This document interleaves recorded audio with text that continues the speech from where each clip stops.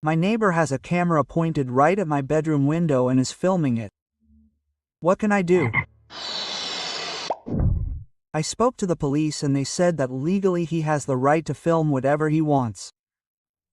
However, I am sure that I still have some rights to privacy. When the police came to my neighbor about the camera, he moved it literally a millimeter towards the street. Now, a month later, the camera is again pointed right at my bedroom window. My house is about 15 meters from his. It is absolutely clear that the camera is pointed specifically at my windows.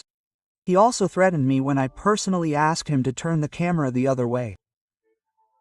He replied, "My house, my rules," and added that he has a recording from that very camera where I allegedly called him the N-word. I did not say that.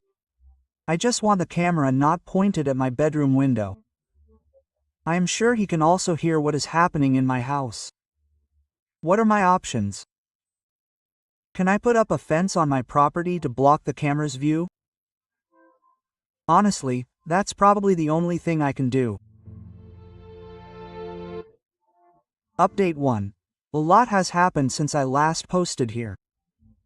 I mentioned in the comments that my neighbor was essentially using sound terrorism to harass us.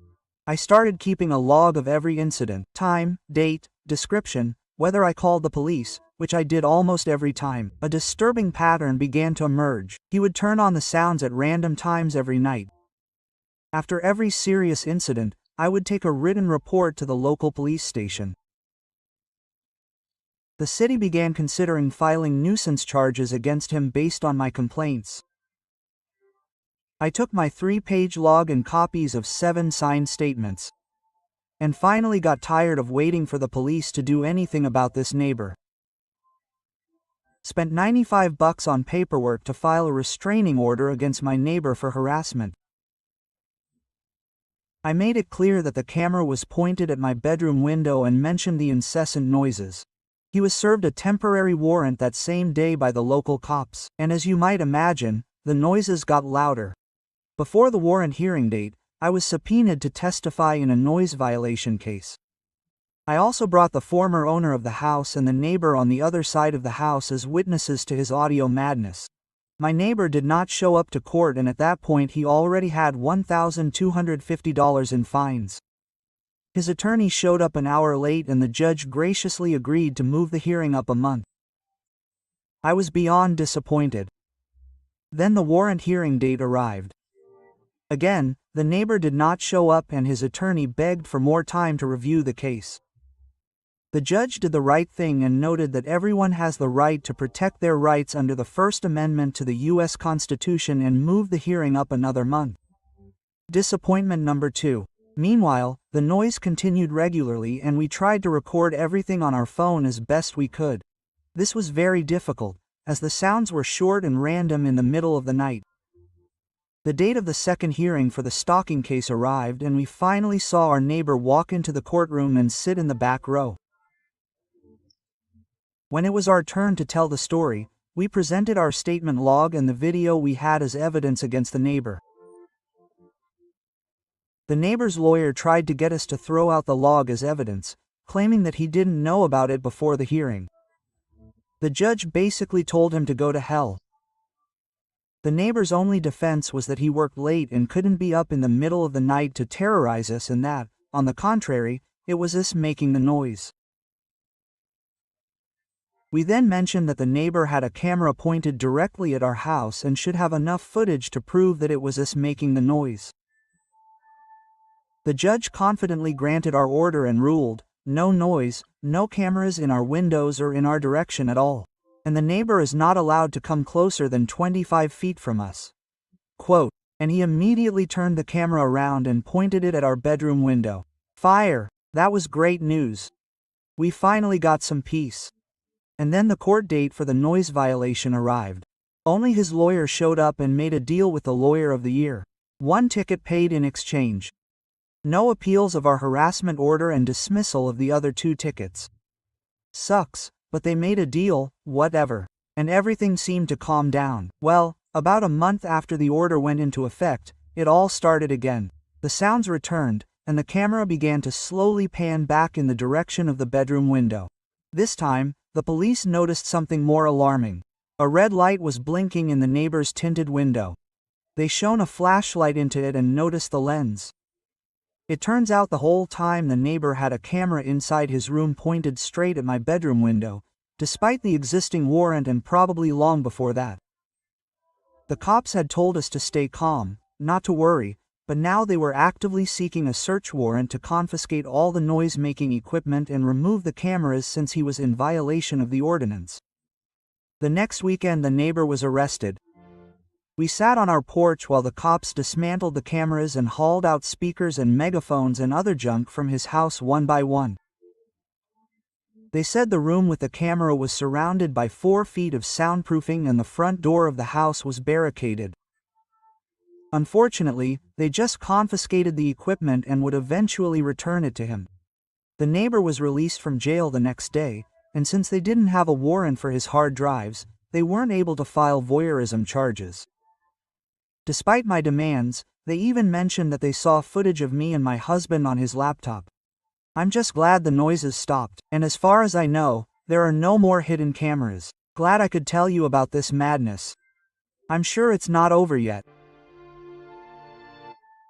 Update 2. It's been almost a year since we went through that nightmare with our neighbor. Almost a year ago, we managed to get a restraining order against him for stalking.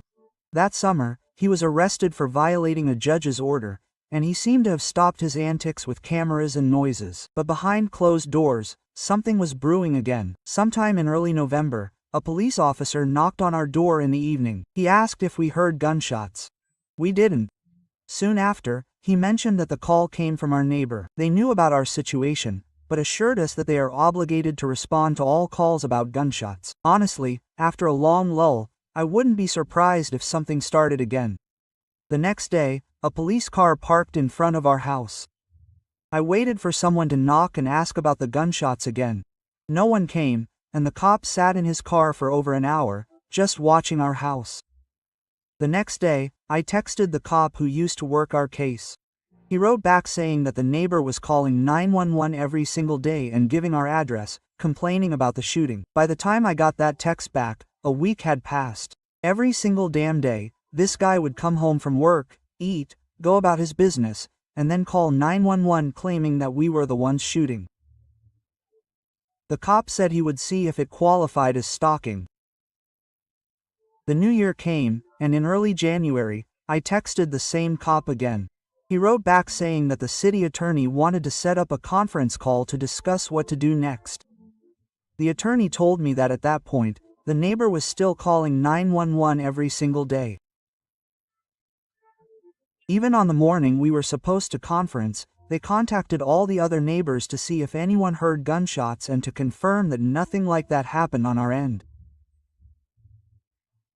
They also planned to press charges for stalking and misuse of emergency services. Part of his plea deal when he was arrested over the summer allowed him to stay out of jail if he behaved well. Now the government is going to reverse that. The preliminary hearing date has passed and the case has been adjourned to next month. I'm afraid my neighbor is going to drag this out indefinitely. Our harassment warrant is about to expire and we'll have to drag it out to court again, wasting money. It's starting to feel hopeless again. And honestly, this latest adjournment has me on edge. All I can do now, until I'm called as a witness and a victim, is wait. Update 3. Remember how I said the city attorney was all for helping me see this through? Well, that's changed. The second preliminary hearing was about to happen after the case was adjourned. I reached out to prosecutor to find out why this happened. It turned out that he went on a long vacation and handed the case over to someone else. Okay, it happens. They gave me the contact details of the new prosecutor. I wrote him a letter to find out the news. Zero reaction. 2 weeks passed, 2 letters and no answer. Not a hello. I even contacted the assistant prosecutor, but from there too there was complete silence, an absolute vacuum. To say that I am disappointed is to say nothing. I just don't know what to do now. Initially, everything was going in the right direction. The prosecutor was determined to bring this case to an end, and it seemed to me that I was in good hands. And now I can't even get through to anyone. This is absolutely atypical. because before, when I had questions, they either called me or at least answered my letters. Meanwhile, my neighbor continues to put garbage bins along the fence. Huge, heavy bins with lids. I have no idea why he does this, but it only makes me more anxious. They really are renting out to me nerves. I just want this to end. And now that even those who are supposed to help are silent, it's only getting worse. What should I do? Update 4. Well, that's it. The prosecutor called me and said that of course they don't want to plead guilty to my neighbor on all counts, and instead of jail time, my neighbor's lawyer is asking for 30 days of house arrest. That is, literally what he's already doing, just sitting in his house and not going anywhere. The trial has been postponed again, this time to July, and as luck would have it, we are leaving for another state at that time. I told the prosecutor that we would not be there to testify. I have neither the strength nor the desire to fight this anymore. Thank you all for your support. The judicial system has failed us. Update 5. Hello everyone. Thank you to everyone who listened and followed this absurdity. My neighbor pleaded guilty to 3 of the 19 counts of improper use of emergency services and one other charge, the gist of which I do not understand, and didn't explain. He is officially forbidden to talk to me or my husband, or to disturb anyone on my property at all. He is also ordered to undergo a psychiatric evaluation, which he was supposed to have undergone at the very beginning of this whole thing. Violating any of these conditions will, I hope, finally land him behind bars. Now we have a new dilemma. Today, the neighbor was standing outside, looking at our brand new, for sale, sign. I'm not kidding, maybe it's just paranoia, but my realtor called and said that someone had signed up to view the house at 6 p.m. today. We didn't warn him about the situation with the neighbor, since we sincerely thought that it would end in nothing. The new owners will be protected after the sale, but we decided to play it safe and let the neighbor break the rules first. In fact, we found ourselves in the same position as the previous owners of the house. We ourselves found ourselves in the same situation with the previous owners. In Washington state, there is no law requiring you to disclose such information. No one has told us anything either. Didn't say, I have no problem with my neighbor wanting to buy the house. But the thought of him wandering around our rooms terrifies me. I understand that the realtor will be there to keep an eye on things, but part of me is afraid that he might try to take pictures of our things or something. I'm going crazy just thinking about this person being in our house. What should I do? My husband suggested parking off to the side and watching. I suggested installing a hidden camera. Both ideas sound a little crazy, but in this situation, they seem like the only logical ones. I'm just afraid that if I tell the realtor, it might turn into another nightmare. Edit.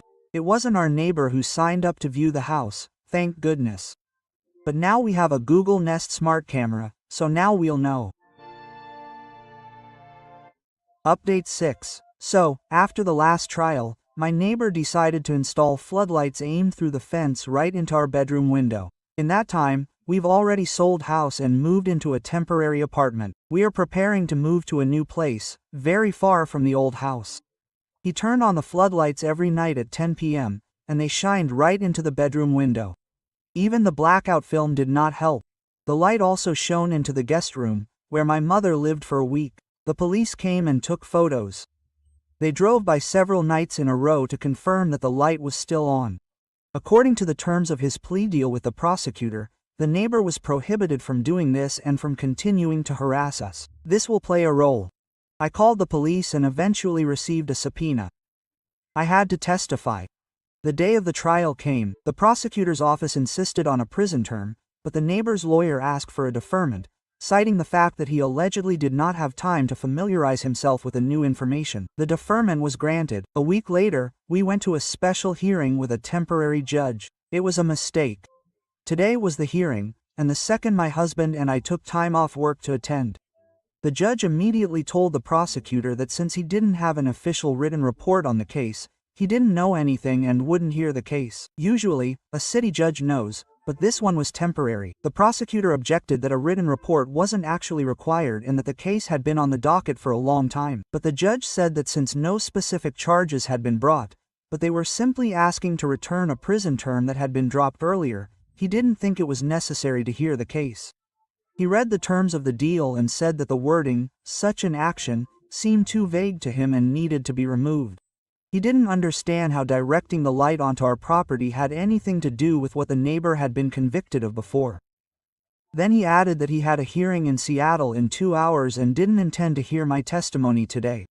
And since we were moving soon, that meant, by his logic, that we could no longer be prosecuted. The matter was closed. I burst into tears out of sheer despair. The prosecutor said that I would never hear from her again, had to be a witness, and that they would be discussing the case with the permanent judge. Asked to keep in touch with her. As my neighbor was leaving the courtroom, he dramatically threw his palms up in the air, like he knew he was going to win again. I give up again. We're leaving. It's over. I'll never get my say in court. I'll never know what I did to this man to make me live in peace. I'll never get 2 years of my life back. Changed. The only bright spot in all of this is the police report we got after searching his house over the summer. Turns out this dude is a sexual deviant, even by the standards of the very tolerant and liberal state of Washington. So before we move on to the next story, I want to point out something about this one. I think it's important to mention that the author of this story has some, shall we say, interesting content on her profile. She posts her intimate parts, but in, shall we say, underwear, in bra. There are a lot of posts about selling their underwear. So I think for some people this story will sparkle with new colors, or maybe there is nothing wrong with it. Anyway, it's up to you to decide. Let's move on to the next story. I'm on the edge. My son suddenly started refusing to go into his room and won't tell us why. We moved into a new house about a year ago so that our son, who will be 4 next month, could have his own room. We thought that the move would be hard for our son, but he got used to his room right away, and there were no problems. He adored his room. He had all his toys there. Putting him to bed was no problem. Usually he fell asleep after a couple of fairy tales and a kiss on the top of his head. He has night lights, and we always leave the door open, although he never said he was afraid of the dark. Everything changed on July 4th. He spent most of the day playing in his room, even refusing to go downstairs. But that night and every night since then, he categorically refuses to go in there and demands to sleep only in our room. He won't go in there, even if we take his hand. And if we do manage to get him there for a second to grab a toy, he doesn't go far and immediately runs back into the hallway. At the same time, he calmly bathes in his bathroom across the street, but insists on keeping the bathroom door closed. Then he runs from there to our bedroom. We've tried to find out from our son in every possible way why he doesn't want to go into his room, but he either starts screaming cowboy hat, a la muffin, or giggles and starts listing every animal he can think of. We assume that he might have had a nightmare, but he spent the whole day peacefully in his room. We never got anywhere, and so I end up sleeping in his room, and he shares a bed with my husband. Maybe I'm just hoping that someone has experienced something similar with their child and can offer advice. Or maybe I just want to talk it out, because I miss my bed. Edited. Thank you so much for your advice, ideas, and stories. I think I may have solved the mystery, but now I need to figure out what to do about it. Today at about 3 p.m. I went into my son's room to get something and distinctly heard something running across the roof. Most likely a squirrel. We have a metal roof and exposed ceiling beams, so even rain sounds loud. But I've never heard animals before. That would explain why my son sometimes starts listing animals. If I'm right, now I need to figure out what to do about it. Relevant comments. I think my son is either scared or ashamed. It could be because of the fireworks, as many have written, or it could be something stupid. I hope it's not a ghost. He may have pooped in the closet. There was an accident, he threw up, broke something, or spilled something. Did you check the entire room just in case? Author. My feeling is that he is more scared than ashamed. I sleep in his room every night and have looked at literally every corner. Nothing out of the ordinary. I don't think it's the fireworks, and there weren't any that day during the day when he was just playing peacefully in his room. Plus, he loves fireworks. We spent the whole evening outside and watched them. I tried to make the room as cozy as possible, especially during his bath time. Then he sometimes sticks his head out to take a peek at his room, but eventually turns around and runs away. A couple of times I managed to coax him into taking 2 steps inside and grabbing a specific toy he wanted, but then he'd run away right away. Update 1 month later. Exactly 1 month later, I finally figured it all out. I was busy, but I really wanted to share the update because I'm still thrilled. My son is back in his room. A couple of days ago, I managed to get my son interested in his toys. He even came into the room, albeit reluctantly. Then I took advantage of the moment and started pointing at objects in the room. And then he had a huge reaction to the Marvel poster that had been hanging over his bed since we moved in. For a year now, he had been running into our bedroom and hiding under the covers. I took the poster off the wall, walked down the hallway with it, and stopped at the bedroom to show him. My son was horrified when he saw me holding it in my hands. I told him I was throwing it in the trash and he would never see it again. I hid it downstairs for recycling later, came back upstairs, and told him it was gone. He immediately jumped out of our bed, ran down the hallway to his room, and joyfully shouted, "The evil face is gone." Then he excitedly started jumping all over the bed, kicked off my pillow, put his with Mario on it and lay down. I was so excited that we jumped and sang together afterwards. No more angry faces. We played with all the toys he missed. He slept in his room that night and has been spending more and more time there since then, playing by himself. Every night he remembers that the angry face is gone and that the room is now fun. For those interested, it was a Marvel poster with frames of over 100 heroes and villains. He always named even the most rare characters. My husband is a comic book fan and passed this knowledge on to his son. I don't know exactly who scared him, but I'm guessing it could have been Modike or Ego the Living Planet. I didn't ask him to pinpoint who the angry face was. Current comments. What did the poster look like? A photo of the poster. I knew it, yeah. Ego and Modak have seriously creepy faces. Another option. Arnim Zola. Author. Exactly, him too, but I just couldn't remember his name. Honestly, when my husband put up this poster, I already had a feeling that sooner or later it would scare him. There are really gloomy faces there. When my son was a baby, I put up stickers of Mickey Mouse and friends above the changing table. He was terrified of them, either the eyes or something else. I had to take them down. Then, when he started going to kindergarten, I bought him pajamas with a polar bear face. His eyes were menacing. He was afraid of them. I took a black marker and rounded his eyes, and drew softer, lowered eyebrows. I'm still proud of it. Author. Yeah, I also now think that it's better to avoid eyes and faces in the decor of the nursery. My son still has a big poster from the Mario movie hanging on his wall. It shows Mario and Luigi, but they are turned to the side. They are looking straight, and it's not scary at all. Plus he loves Mario and Luigi.